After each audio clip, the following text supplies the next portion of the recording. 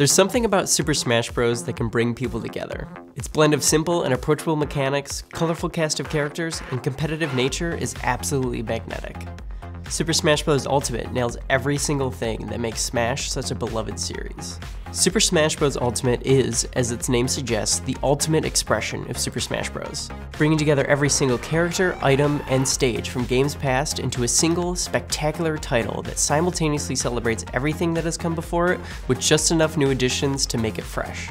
Super Smash Bros. Is a celebration of Nintendo, its video games, and dozens of other iconic games that have made their way onto various Nintendo platforms over the years. Super Smash Bros. Ultimate is a celebration of that celebration. And what a celebration it is.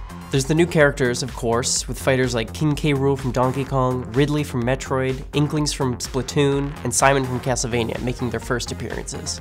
Many of the new characters are completely fresh experiences in the series with unique moves that shake up the meta.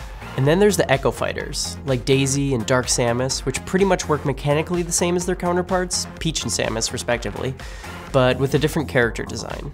New stages are given in Smash as well, and the collection of new stages in Ultimate have all the life and color that we've come to expect, with a couple of highlights being Dracula's Castle from Castlevania and New Donk City Hall from Super Mario Odyssey that climbs up and down the Empire State-like City Hall. One of the biggest additions is the single-player adventure, World of Light, which is a fun shake-up for Smash that takes the usual battles players are used to and adds different elements to them, like floors covered in fire, enemies that are extra large, and other changes. The more you play, the more spirits you get, which augment your fighter with things like increased attack power, extra jumps, and starting with particular items. Super Smash Bros. Ultimate is another Smash game. It doesn't do anything to take away from the formula like Brawl did when it added a feature that made characters occasionally trip.